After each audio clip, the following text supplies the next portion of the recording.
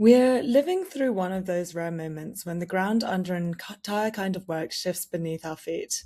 For most of history, intelligence was scarce. Expertise was expensive.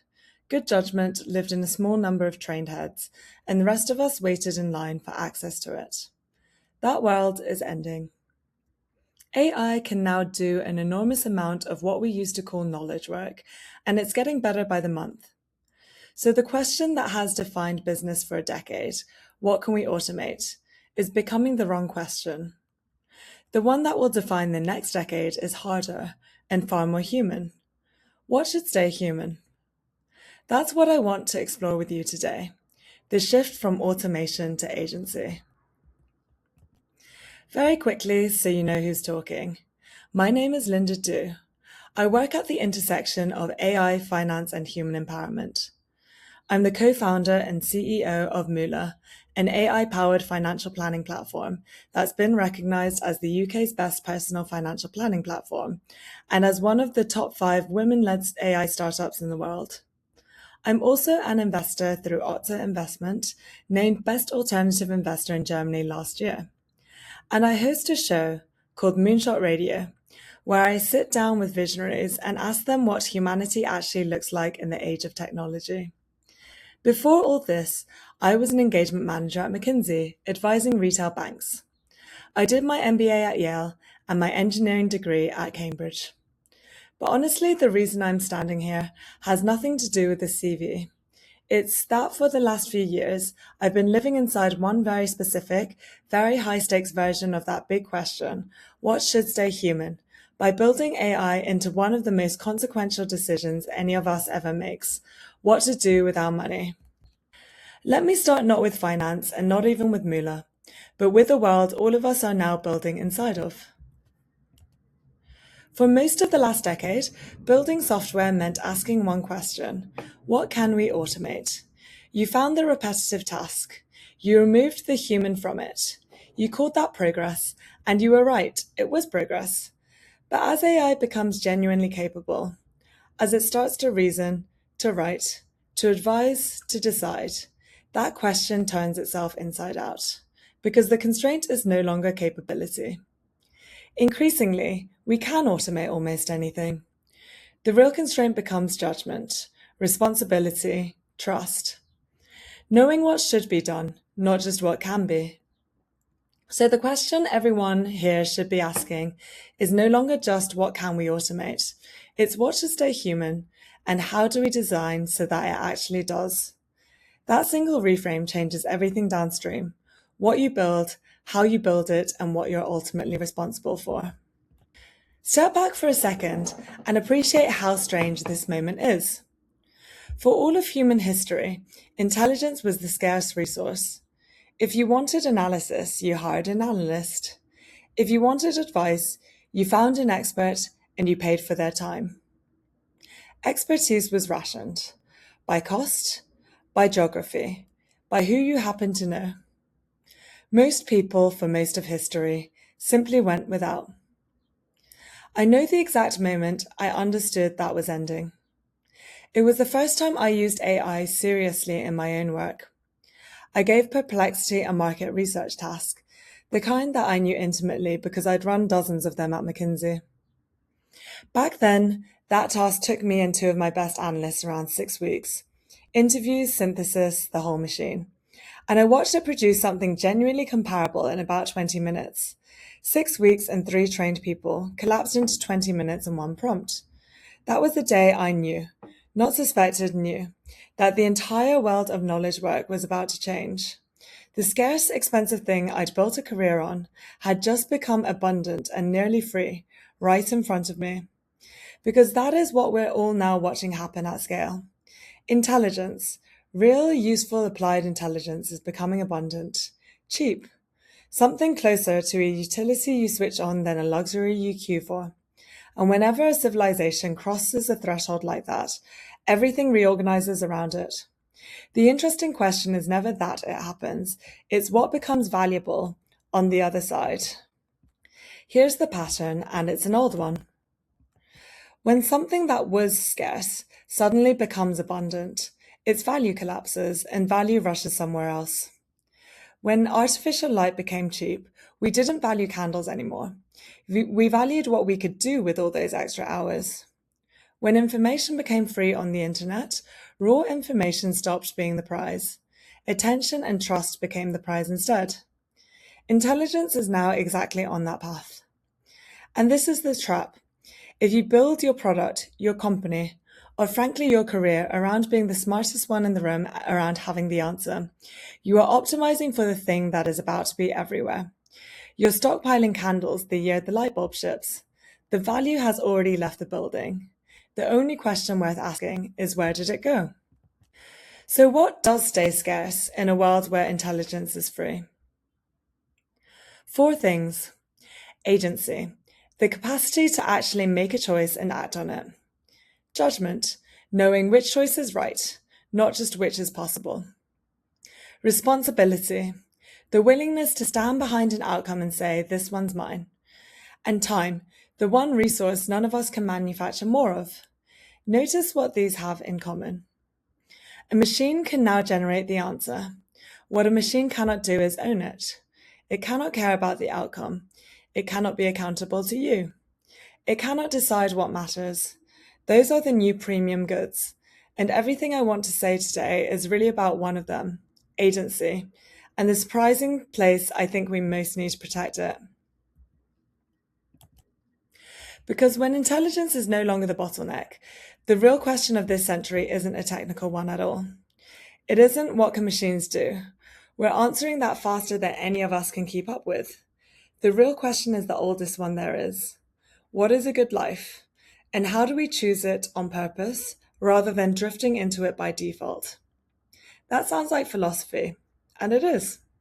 But I'm going to argue that it's also unexpectedly the most practical question in financial services, and the one that should sit at the center of any AI product that touches a real human decision.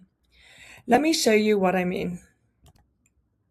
To get there, I need to convince you of something that sounds at first a little strange. Here it is. Personal finance was never really about money.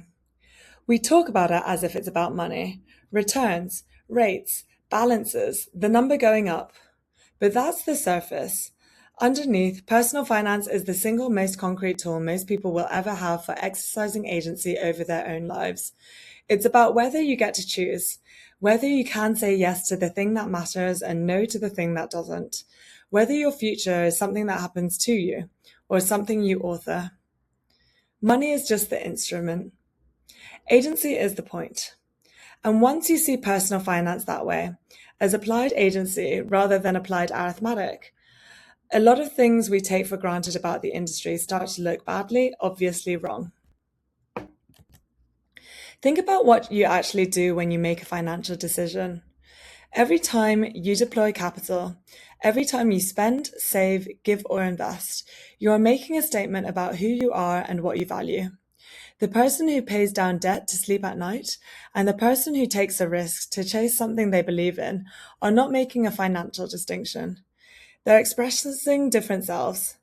How you allocate your money is one of the most honest autobiographies you will ever write. It says what you're afraid of, what you love, what you're building toward.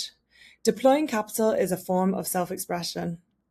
And that reframe matters enormously for anyone building tools in this space, because if money is self-expression, then a financial product isn't a calculator. It's a canvas. Its job isn't to hand you the correct answer. Its job is to help you express your answer more clearly and more confidently than you could on your own. Now let's put those two ideas together, personal finance as agency and capital as self-expression, and stand them next to the world we opened with. In a world where intelligence is abundant and machines can do more and more of the doing, what's left for us is choosing. Deciding how to live, and in practical, unromantic terms, the primary lever most people have over how they live, where they live, how they work, how much time they get back, who they can care for, is financial. Financial agency is human freedom made operational. Money deployed well is quite literally how you buy back your time, the scarcest thing there is, which means that helping someone make better financial decisions isn't a narrow technical service. In this new world, It's close to the heart of the whole project, helping people be free. And this is why I find financial decisions such a serious place to build. These aren't clicks and conversions and time on page. They're whether a young couple can buy their first home, whether someone can afford to stop working before their body gives out, whether a family is protected if the worst thing happens. These decisions ripple across decades. They compound. They shape whole lives and the lives around them. When that is what's on the table, mostly right is not good enough. A recommendation engine that's usually correct is perfectly fine for your next film. It's not fine for your retirement. That single fact that the cost of being wrong here is measured in human lives, not lost in minutes, raises the bar on everything, on accuracy, on transparency, and how much of the decision we are willing to hand to a machine at all. Hold on to that. It's going to shape every design choice I show you later. But before we get to the building, I want to name the flaw sitting at the center of how the whole industry thinks. For about a century, personal finance has been organized around one number: net worth. Make it go up. More is better. The person who dies with the biggest pile wins. And almost everything, every app, every advisor incentive, every piece of default advice, quietly optimizes for that single figure. But here's the problem. That number is a terrible proxy for the thing you actually want. Net worth measures how much you accumulated. It says nothing about whether the life you traded for it was worth living. We built an entire discipline around maximizing the wrong variable. And to understand what the right variable is, I need to take you on a short detour through an idea economists have understood for a very long time, and the rest of us keep forgetting. So this is the intellectual heart of the talk. Stay with me, it pays off. So let me ask the question directly. What is money actually for? If it isn't the number, if the pile itself isn't the point, then what are we really trying to maximize when we plan and save and invest and worry? Because we clearly are trying to maximize something. Most of us, have never stopped to name it. Economists named it a long time ago. And once you have the name, you can't unsee how badly our tools ignore it. The word is utility. In economics, utility just means well-being, satisfaction, the actual good stuff life contains: comfort, security, joy, meaning, freedom. And here's the crucial part. Utility is not money. Money is only ever a means. Utility is the end it's supposed to buy. Currency is the ticket, utility is the concert. Nobody sane wants the ticket. They want to be at the show. We forget this constantly. We treat the accumulation of the means as if it were the achievement of the end. We optimize the ticket stub and forget to go to the concert. Every serious conversation about money should really be a conversation about utility, about the life the money is for. And when you start measuring against utility instead of against the balance, something surprising falls out almost immediately. It's this. The relationship between money and well-being is not a straight line. It bends. Economists call it a diminishing marginal utility, and you already know it in your bones. The first £1,000, when it's the difference between eating and not eating, between stability and crisis, buys an enormous amount of well-being. The 10,000th added to a pile that's already large barely moves the needle. Same pounds, wildly different joy. The curve rises steeply and flattens, which means the strategy of just maximize the number is not just crude, it's mathematically wrong for a human being.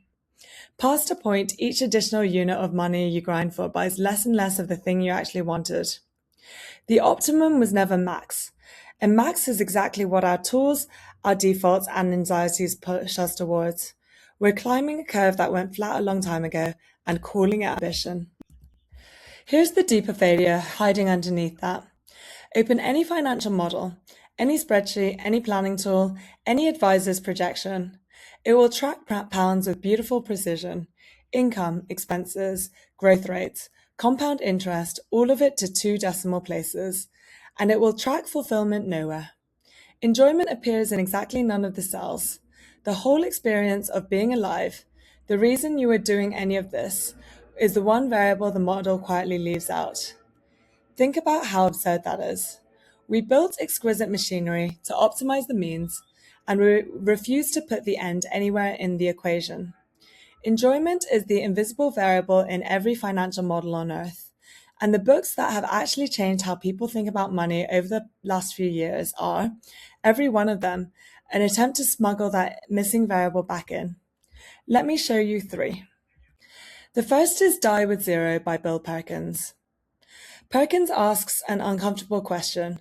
What is the point of working your whole life to accumulate wealth you never convert into living? He points out that experiences have something he calls a memory dividend.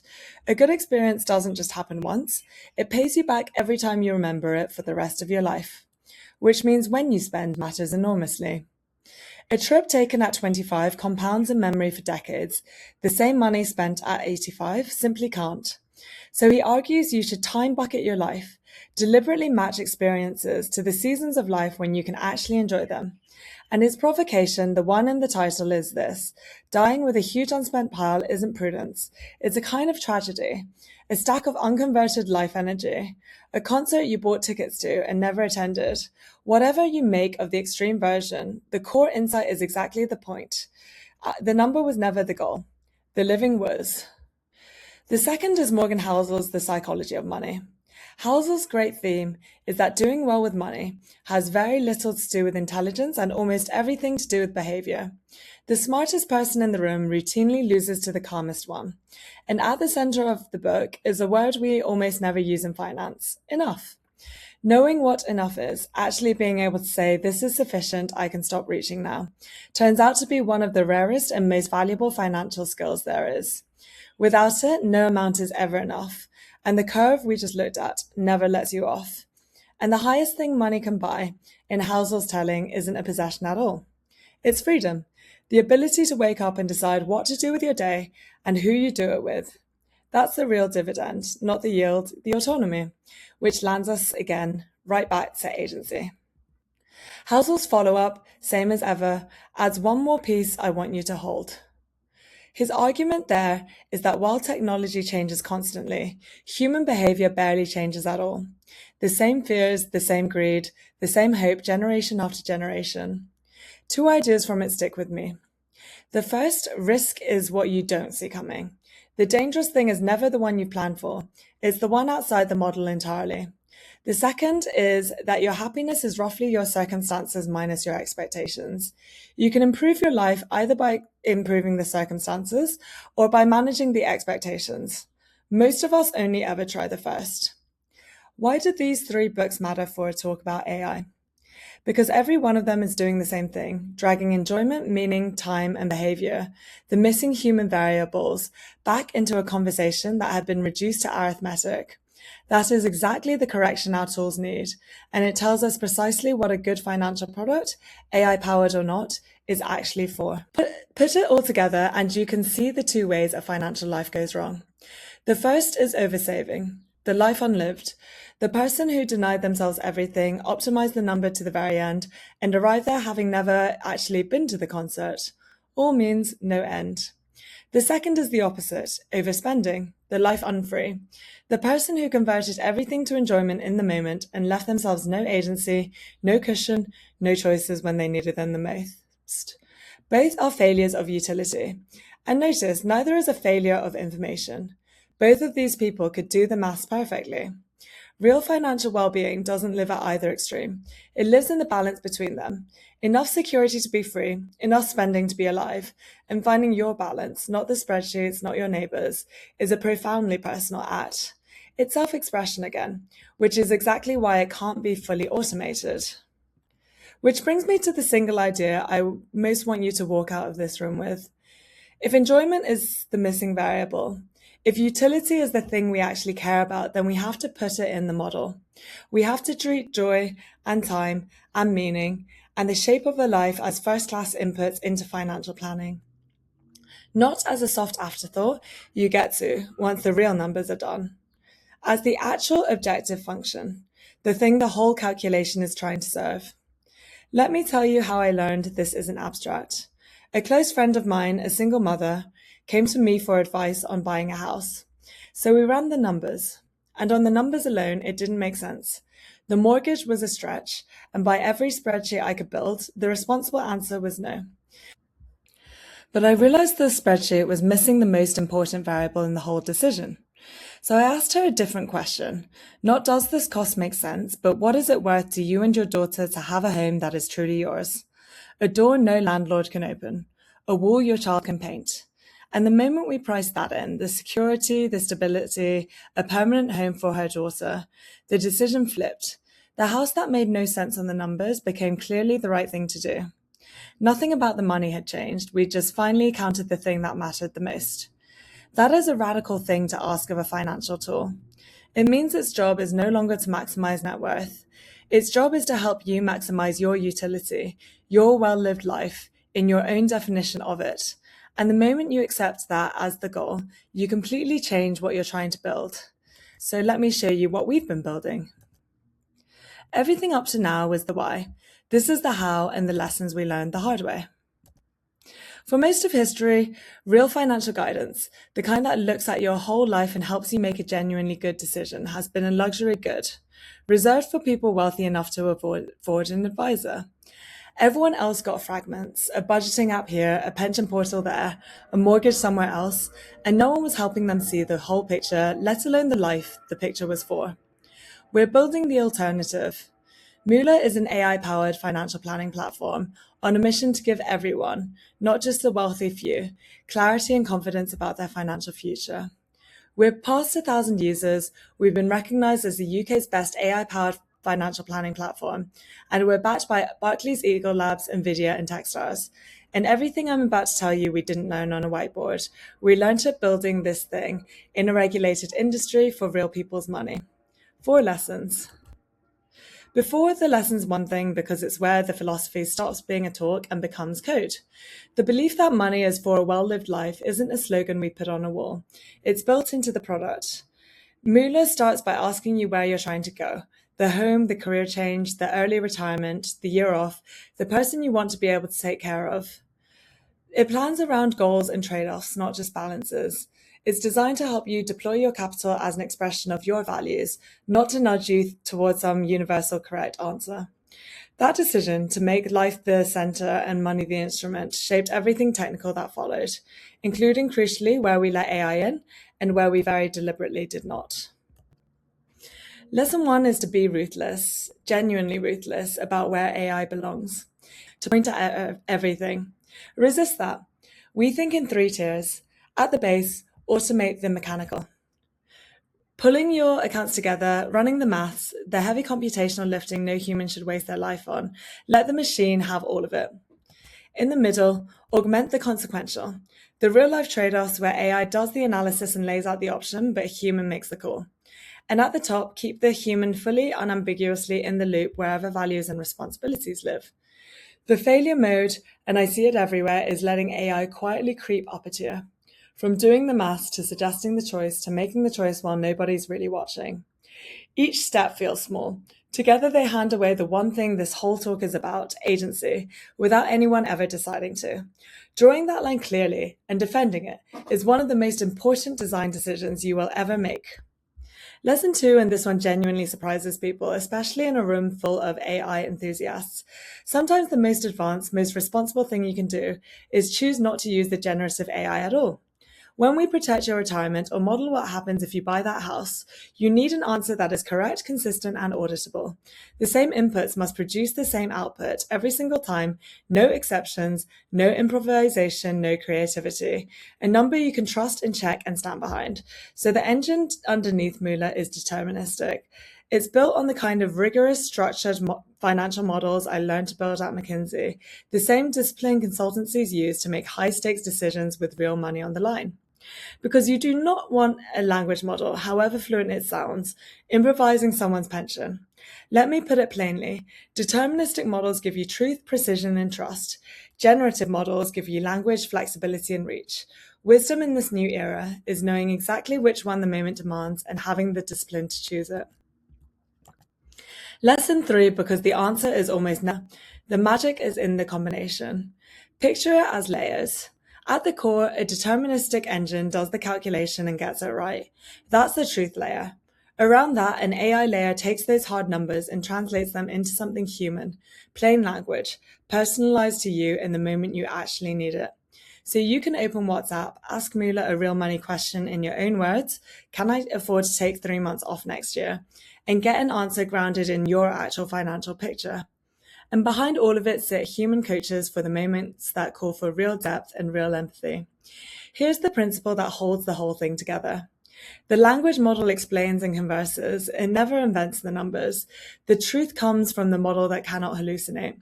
The humanity comes from the model that can speak.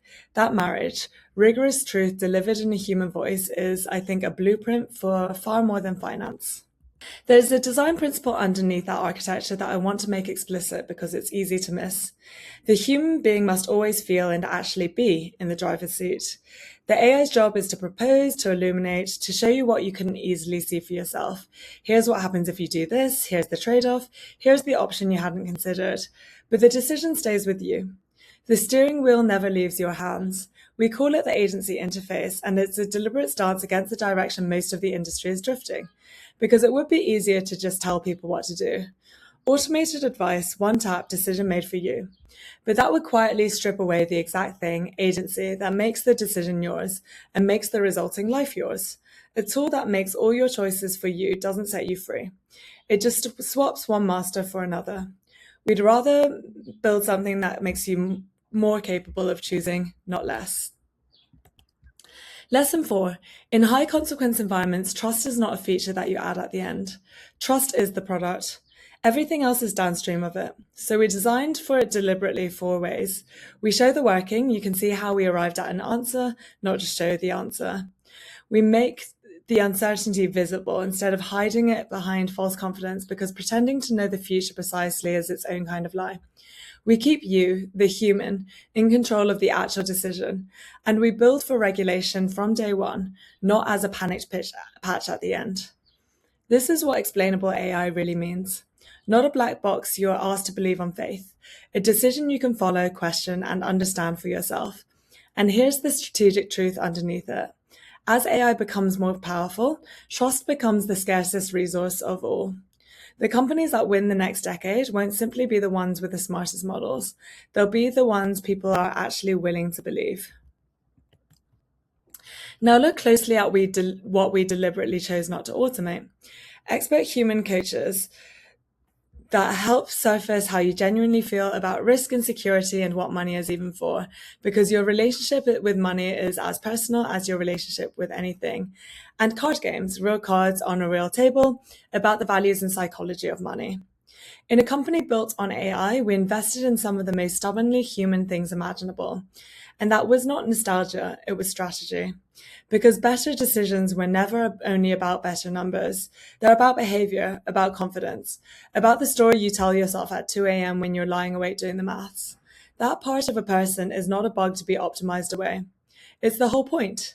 The more intelligent our machines come, the more precious and frankly, the more valuable the human layer becomes. And this is the thing that took us longest to fully accept. The hardest problem in personal finance has never been knowledge. Most people roughly know what they should do. Spend a little less than you earn, start investing early, don't panic when markets fall. The barrier is almost never information. It's behavior. It's I'll start later. It's loss aversion and the fear of choosing wrong and waiting for a certainty that never arrives. Meanwhile, compounding, the most powerful force we've got, quietly slips away. The biggest financial mistake is rarely picking the wrong fund. It's never starting at all. So the real product was never the calculation. It was closing the gap between knowing and doing, and that, the gap between what a person understands and what a person actually does, is a profoundly human problem. No model closes it for you. It's closed with clarity and trust and encouragement and design that meets people where they actually are, on their worst day, not their most rational one. Let me pull all of this together and tell you what I think it adds up to. Here's the future I actually believe in. Picture abundance done right. Intelligence is everywhere, cheap and capable, handling all the computation and the drudgery and the mechanical work that used to eat our hours. And that doesn't diminish us. It frees us to focus on the things only human beings can do, to choose, to care, to create. to take responsibility for one another, to decide what a good life actually looks like, and then to go and build it. That's not a dystopia where humans matter less because the machines are brilliant. It's the opposite. It's a world where, precisely because intelligence is abundant, human agency becomes the most valuable thing that there is. The machines get the computation, we get our lives back. That's a deal worth fighting for, and it doesn't happen by accident. It happens because people build toward it on purpose. Which is the reframe I want to leave burned into your mind. The future of work, maybe the future of being human in this century, depends less on intelligence and more on agency, responsibility, and judgment. I spent a lot of my time on my podcast, Moonshot Radio, asking brilliant people one simple question. What are humans actually for in a world where machines can think? And after all those conversations, this is the clearest answer I found. As the machines get smarter, the human job stops being to compute. It becomes something older and deeper, to decide, to take responsibility, to own the outcome and stand behind it, to bring meaning and values and care to choices that a model can calculate but can never truly own. That role does not shrink as AI grows. Here's the twist. It grows too. The most human thing about us turns out to be the most future-proof thing about us. And it recasts what I do for a living entirely. I don't think of Moola as being in the business of managing money. I think we're in the business of helping people consciously design a life. Financial planning done properly isn't spreadsheet maintenance. It's a practice of freedom, the discipline of looking honestly at your resources, your values and your time, and then deploying what you have as a deliberate expression of who you actually want to be. It's the arithmetic in service of the autobiography. That's a much bigger thing than personal finance. And that's why I get up in the morning, because when you help someone plan well, you're not making their number bigger. You're handing them more agency over their one precious, non-refundable life. And here's the part that matters most to me. Historically, this kind of agency, real whole life financial clarity, has been rationed to the wealthy. The people who could afford the advisor, the planner, the private conversation, got to design their lives on purpose. Everything else was left to improvise and to hope. That is not a small injustice. If financial agency is human freedom, and I've spent the last half hour arguing that it is, then rationing it by wealth means rationing freedom itself by wealth. That's the thing AI can finally change. For the first time, we can take the kind of guidance that used to cost thousands and require a private meeting and offer it to anyone with a phone. That's what abundance is for. Not to concentrate agency further, but to democratize it. To give clarity and confidence and a well-designed life to everyone, not just the few who could always afford it. That's the mission. That's the whole point. So if you take away nothing else, take these 6 things away. 1, decide deliberately where AI should support the human rather than replace them and defend that line. 2, combine deterministic models for truth with large language models for language and know which one every moment calls for. 3, treat trust and explainability as design principles, not afterthoughts, especially anywhere real consequences live. 4, remember that money is only a means. Utility, a life well lived, is the end. 5, price for enjoyment and time and joy into your decisions because the model that ignores them is optimizing the wrong thing. And 6, optimize for agency, not just intelligence, because intelligence is about to be everywhere. Agency is what will set you apart. And I want to end with a challenge, specifically to the builders. Whatever you're making, ask yourself what you are really optimizing for, not what your dashboard measures, what your product is actually doing to the human on the other side of it. Is it making them more capable of choosing or less? Is it handing them more agency over their life or quietly taking it away, one convenient automation at a time? Because we are all about to have near infinite intelligence at our fingertips, that part is coming whether we design for it or not. The thing that is not guaranteed, the thing that depends entirely on the choices people like us make, is whether all that intelligence leaves human beings more free or less. Intelligence is about to be everywhere. Agency is the thing worth protecting. Build for that. Because in the end, this was never about building machines that make, it's about building machines that help us make better ones. The goal was never a world where humans matter less because the technology is brilliant. It's a world where humans matter more, where intelligence is abundant and every one of us is finally free to focus on the things only we can do, to choose, to care, to be responsible for one another, to live a life we actually designed on purpose rather than one we drifted into by default. That's the future I'm building toward, one financial decision at a time. Thank you.